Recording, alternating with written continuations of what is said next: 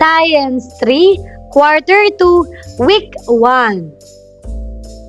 Science in our daily life, exploring objects through our senses. Revise K-12 curriculum with me, teacher KMT. Good day, kids! Today, we will learn about science in our daily life, exploring objects through our senses.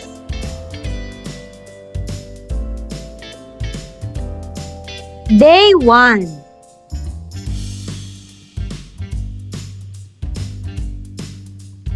Objective. At the end of the lesson, the learners should be able to describe various objects, like leaves in the environment, using shape, color, and texture. Activating prior knowledge. What do you notice the boy is doing?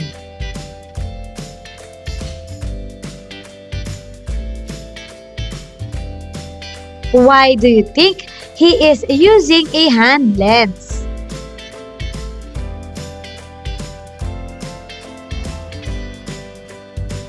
Think aloud.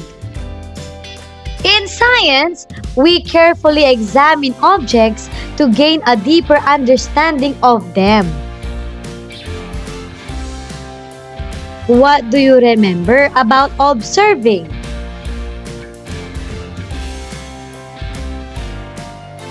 This is one of the science process skills you have learned in the first quarter.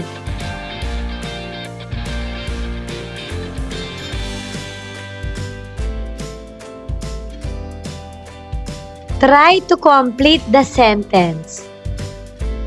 I remember that when we observe, we...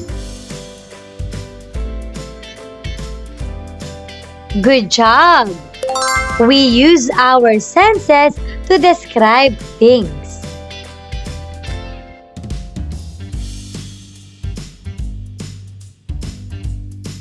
Lesson purpose or intention. What are the things you see on your way to school?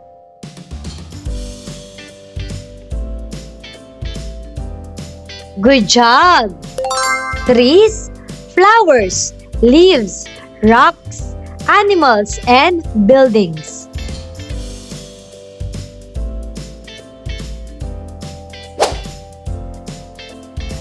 Have you seen this on your way to school from your house?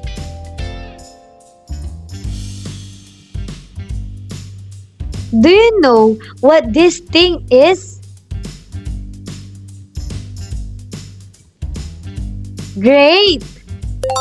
Sampaguita flower or a plant.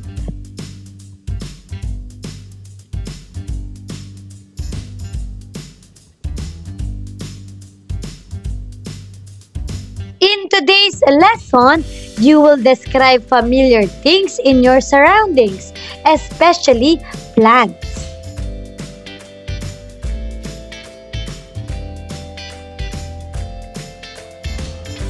Lesson language practice.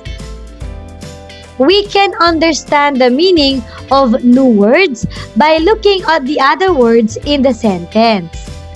These are called context clues.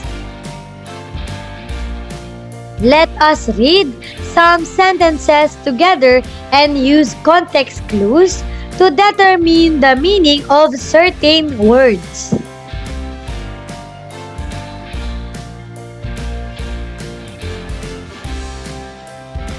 Read and understand the following sentences.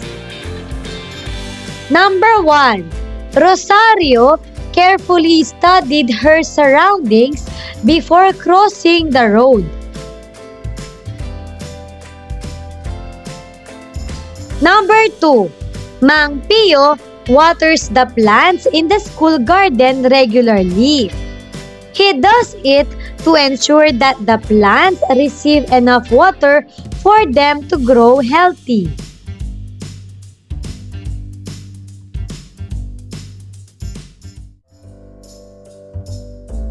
Number 3. Kai, the main character in the story, made a spear, which he used to catch fish. The spear could easily pierce fish because it was sharp and pointed.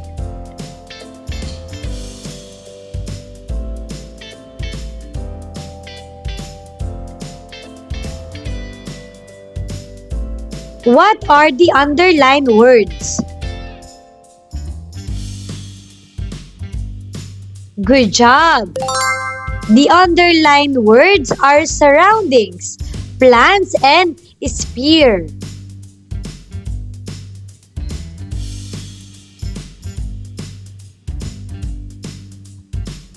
In this sentence, Rosario carefully studied her surroundings before crossing the road. What words help us understand what surroundings means? What do you think surroundings means based on the sentence?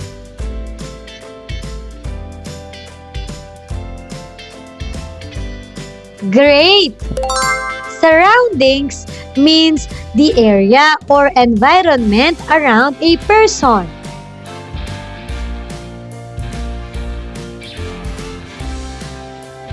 Reading the key idea or STEM. Activity number 1. Leaf detectives. Investigating the shape, color, and texture of leaves. What parts of your body do you use to describe objects or things around you?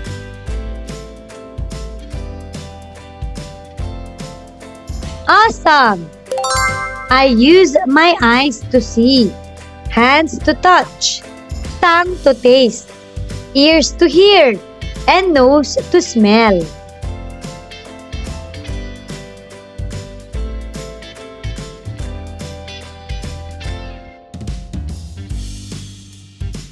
These parts are to be guided by your actual teacher.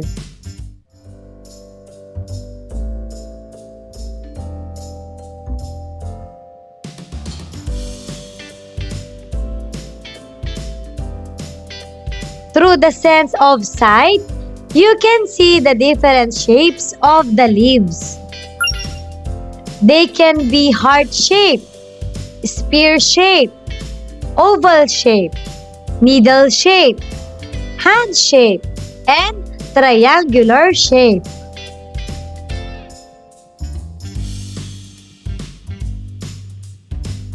Through the sense of sight, you can see the different colors of the leaves.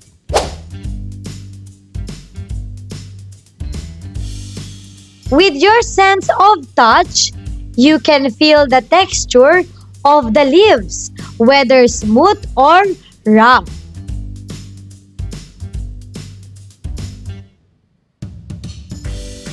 Deepening understanding of the key idea or STEM.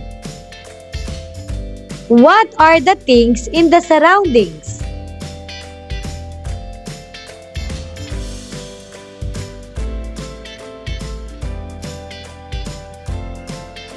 Can you describe the color, shape, and texture of those things? Correct! The blackboard is rectangular and smooth, or the tree outside has a rough bark and green oval-shaped leaves. There are many things around you. You can describe each one when you carefully observe your surroundings.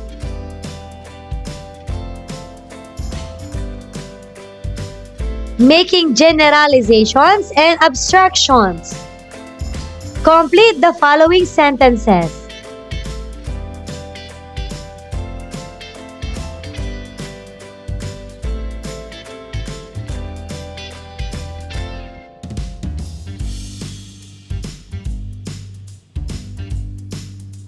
Let's answer. In observing something, I have learned that we can use our senses.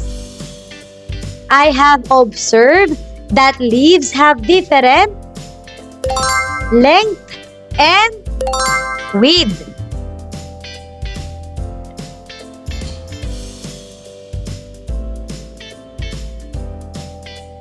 Evaluating learning. Write your observations based on what you see and feel about the plant.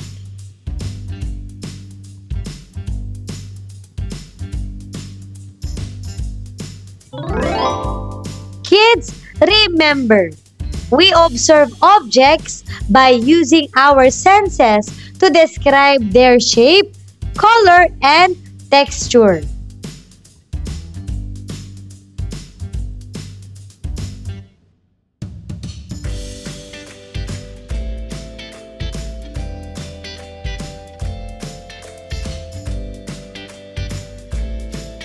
Day 2. Objective. At the end of the lesson, the learners should be able to compare and estimate the size and weight or heaviness of objects using observations from sight and touch.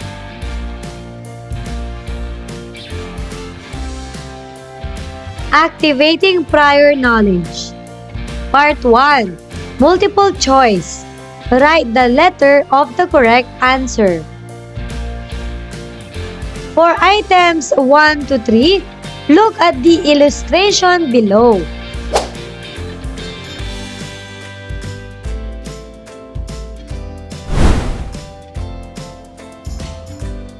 Question number 1. Which of the following best describes leaf A? A. It is round. B. It is heart-shaped. C. It is long and thin.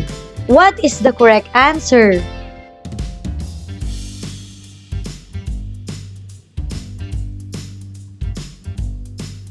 Good job!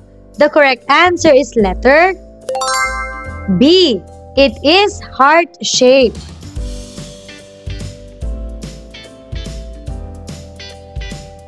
Number 2. Which leaf is long, narrow, and pointed? A. Leaf A. B. Leaf B. C. Leaf C. What is the correct answer?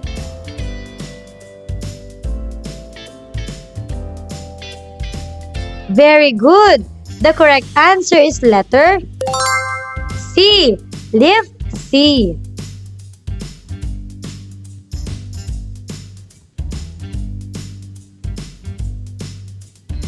Number 3. Which leaf looks like the one circled in the drawing? A. Leaf A. B. Leaf B. C. Leaf C. What is the correct answer? Good job! Letter B. Leaf B.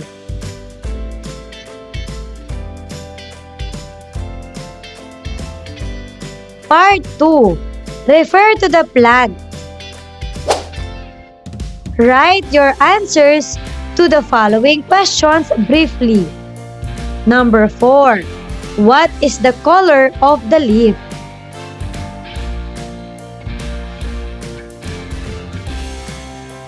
Number 5. Is the leaf smooth or rough?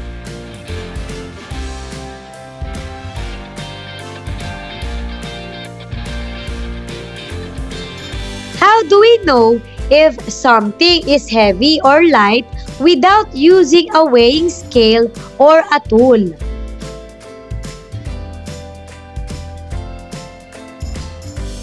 Good job!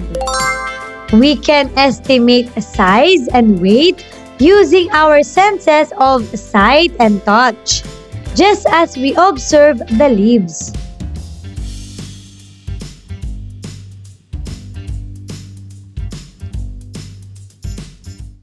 Lesson purpose or intention.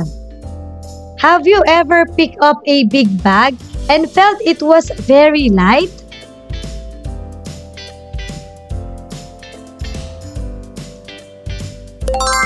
Here are the possible answers. Yes, one time I picked up a big shopping bag. It was empty, so it felt very light. Another answer.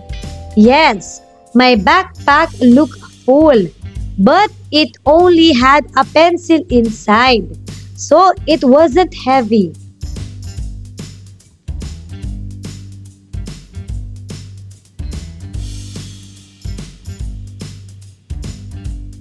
Have you ever held a small object that was surprisingly heavy? Here are the possible answers. Yes, I picked up a small stone on the street and it was heavier than I expected. Another answer. Yes, I once held a small metal object and even though it was small, it felt really heavy.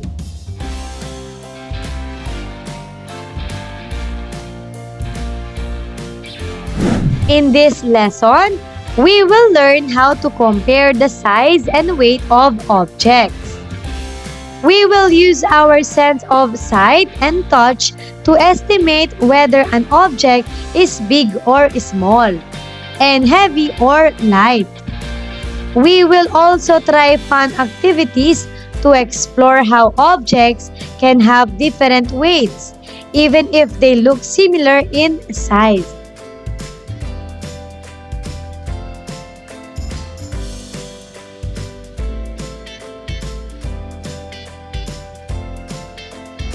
Lesson language practice. Number 1, heaviness. Heaviness means something weighs a lot. Like this rock, it is not easy to lift.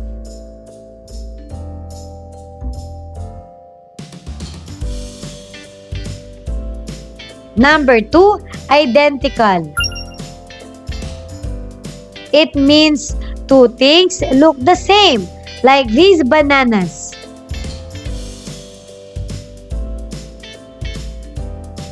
Number 3, balance. It means something is steady and equal on both sides, like this seesaw.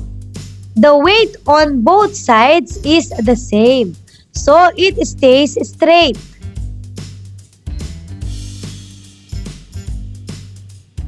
Number 4, estimate. It means making a good guess about something, like how many candies are in this jar.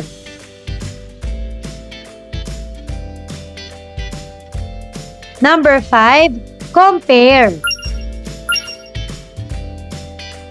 Compare means to look at two things and see how they are the same or different, like a calamansi and a guava.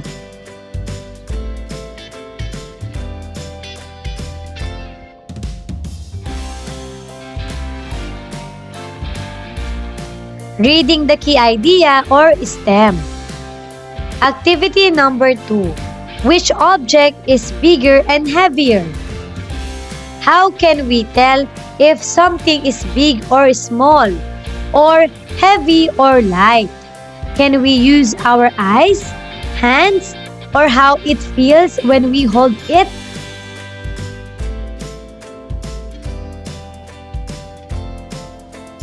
Now these parts are to be guided by your actual teacher.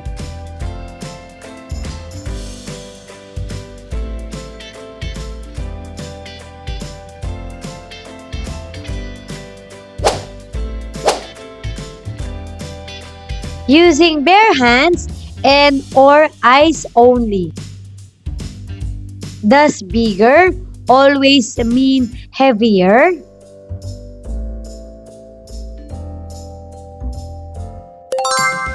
Bigger does not always mean heavier.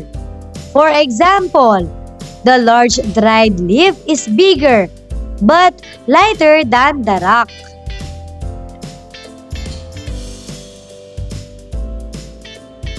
Deepening understanding of the key idea or STEM. Can we always say that bigger objects are heavier? Why or why not?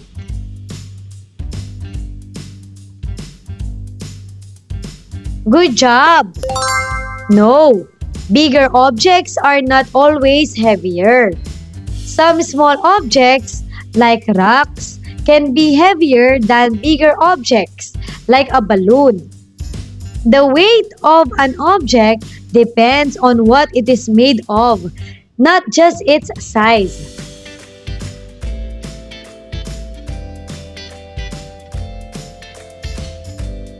Estimating size and weight helps us describe and compare them.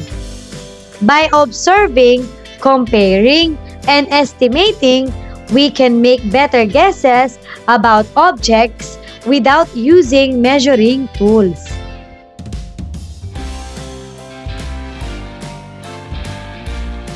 Making generalizations and abstractions. How do we estimate an object's size and weight? We can estimate an object's size and weight by using our great senses, particularly the sense of sight and good job, touch.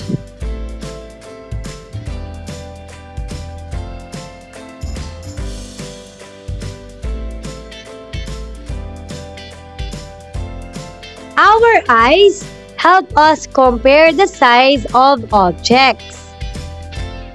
Our hands help us feel if something is heavy or light.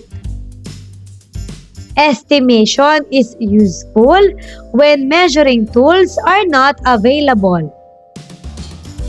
Also, bigger things are not always heavier. Sometimes, small things can be heavier than big ones.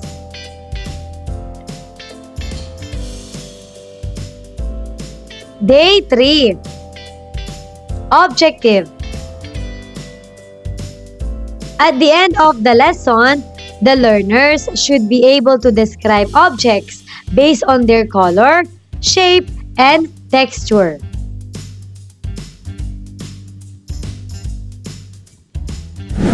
Today's activity, you will be using similar observation skills in describing objects in more detail based on their color, shape, and texture.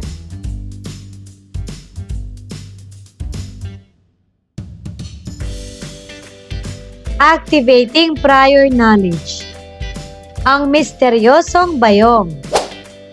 Find out what objects are inside the mystery basket.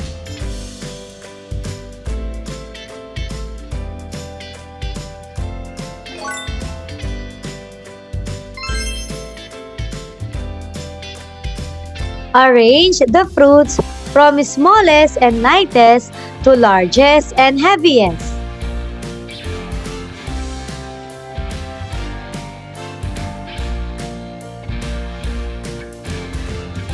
Here is the answer.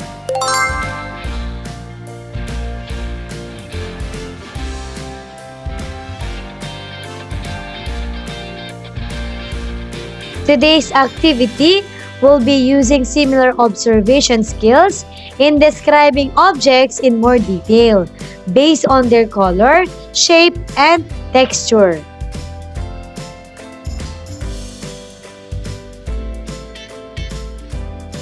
Lesson purpose or intention. What do you think the object feels like?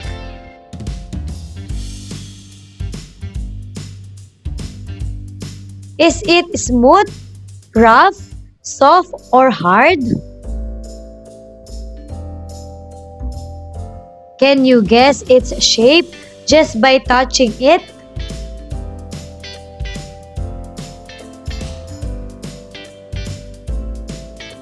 Lesson language practice. Number 1, texture. It is how something feels, like smooth, rough, soft, or hard. Number 2, triangular. Shaped like a triangle with 3 sides.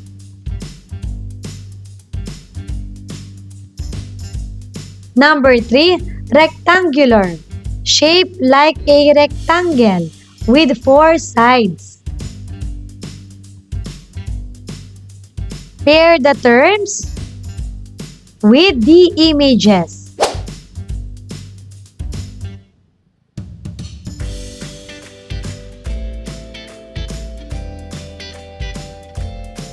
Let's answer. Number 1, rough object. Number 2, triangular object. Number 3, rectangular object.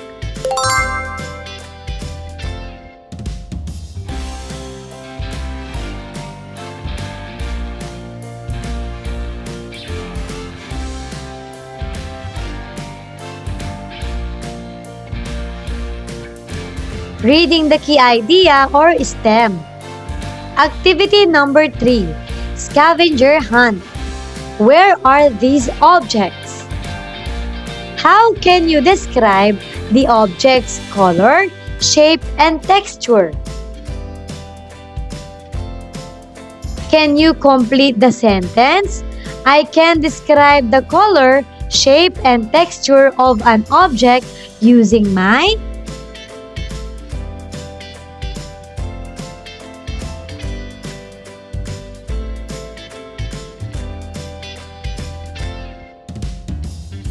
Now these parts are to be guided by your actual teacher.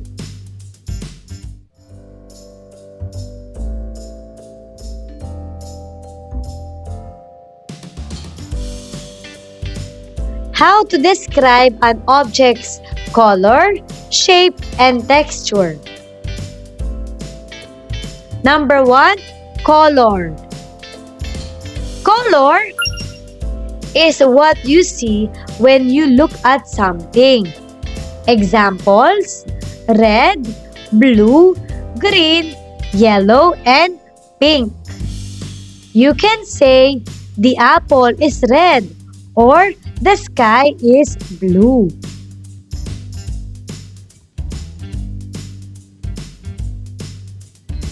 Number 2, shape. Shape.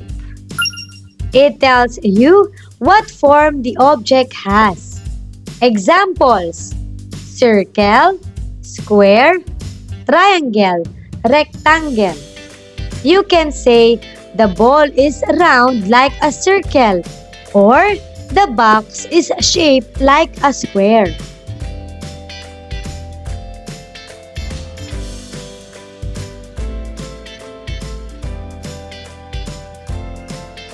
Number 3, texture. Texture. It is how something feels when you touch it. Examples: soft, rough, smooth, bumpy, hard. You can say the teddy bear is soft or the rock is rough. Deepening understanding of the key idea or STEM. Number 1, which activities at home do you use your sense of sight and touch to describe objects' color, shape, and texture?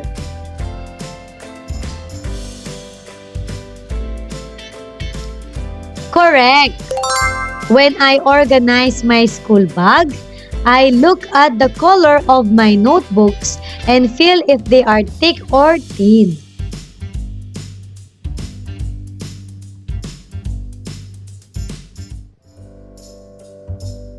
Number 2, can you think of games you use your skill to describe objects' color, shape, and texture? Very good! In the game Guess It, we touch an object while blindfolded and try to guess what it is by feeling its shape and texture.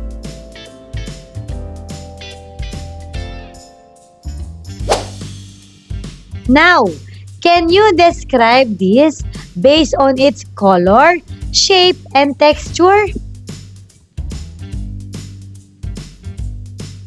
Awesome! Number 1. The fruit is green, like a leaf or a green apple. Number 2. It's oval shape, kind of like an egg but much bigger. Number 3. The outside feels bumpy and rough, like tiny hills and spikes all over it.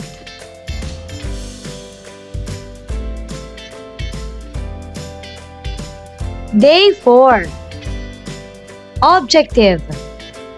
At the end of the lesson, the learners should be able to describe objects based on their color, shape, texture, and hardness.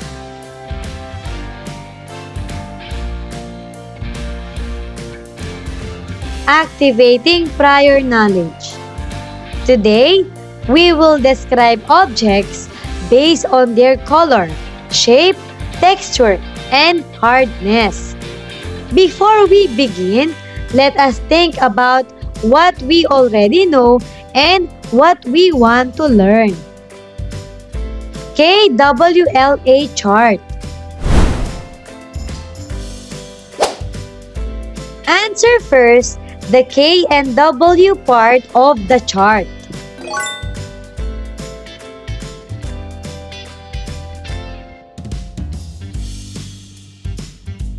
Lesson purpose or intention. In this lesson, you will continue performing activity 3 and describe the color, shape, texture, and hardness of different objects. This will help you become better at observing things around you.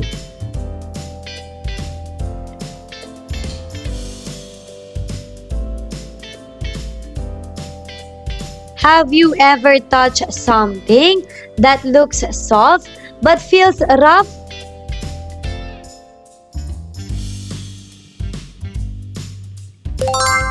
Possible answer. I thought the leaves of the pineapple were soft, but when I touched them, they were rough and a little prickly. Have you seen something that looks hard but is actually light?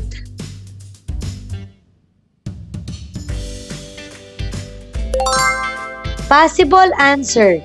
I saw a big styrofoam box and I thought it was heavy.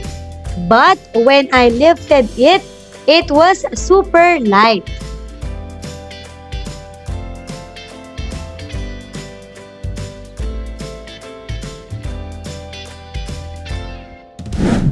Today, you will discover more about how objects can be different from what they seem. Let us begin by carefully observing and describing objects using our senses.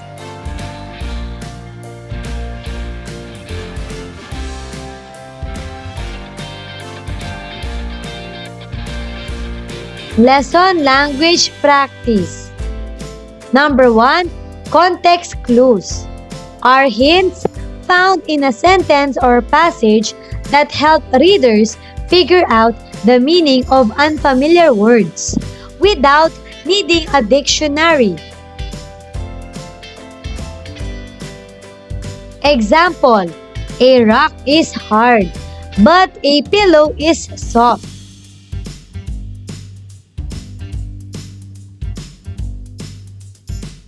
Number 2, synonyms are words that mean the same or nearly the same as another word.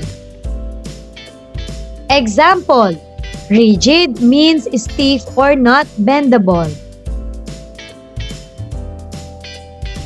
Number 3, actions or demonstration. It is when someone shows how something works or how to do something. Can you tap on a hard object? Example, a desk.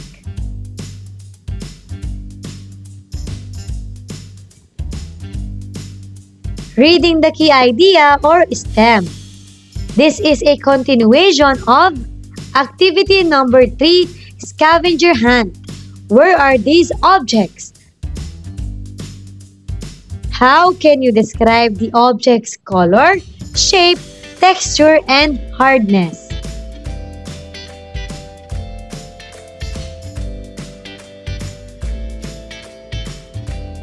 Now these parts are to be guided by your actual teacher.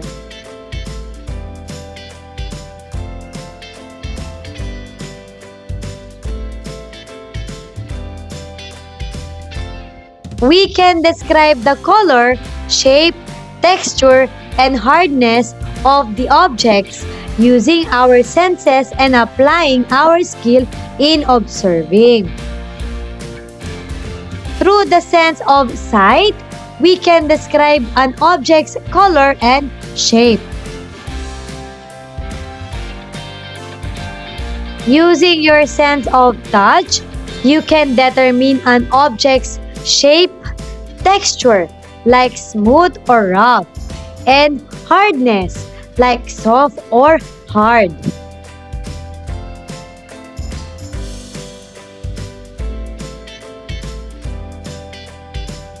We can describe the color, shape, texture, and hardness of the objects using our senses and applying our skill in observing.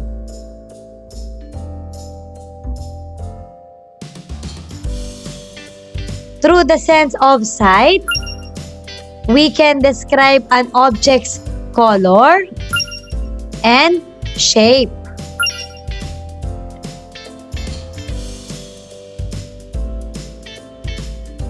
Using your sense of touch, you can determine an object's shape, texture, like smooth or rough, and hardness, like soft or hard.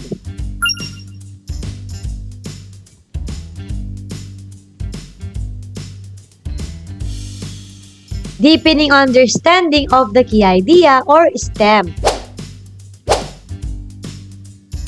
Describe the color, shape, texture, and hardness of these fruits.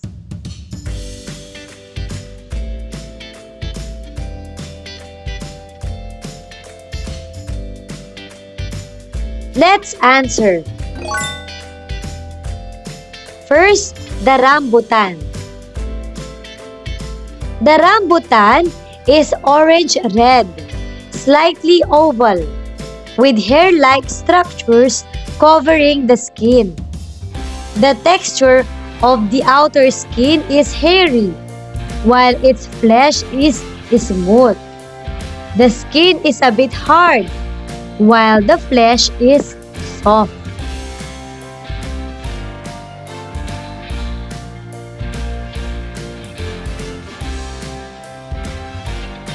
While the calamansi is green, round, has a smooth skin, and slightly soft.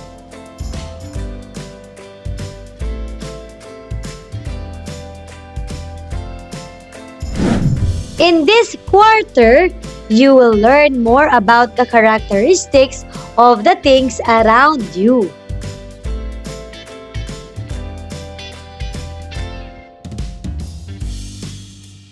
Making generalizations and abstractions.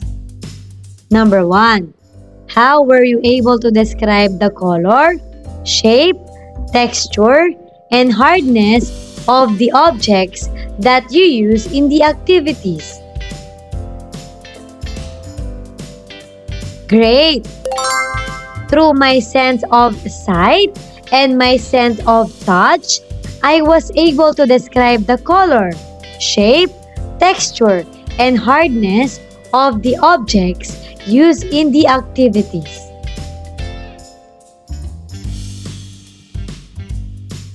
Going back, KWLA chart. You may now answer the L and A part of the chart.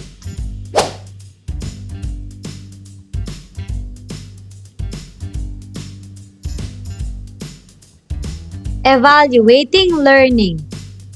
Refer to the picture below. Describe its color, shape, texture, and hardness. Awesome! It is green, long, and has a shape similar to a cucumber, but with wrinkles. It is rough and can be soft or hard.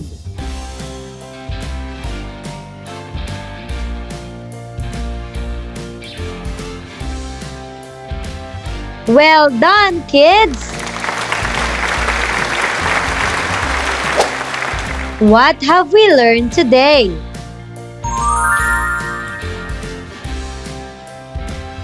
Today, we learn about how to describe various objects like leaves in the environment using shape, color, and texture. Compare and estimate the size and weight or heaviness of objects using observations from sight and touch. And describe objects based on their color, shape, texture, and hardness.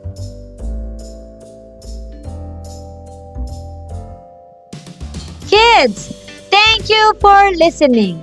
I hope you have learned.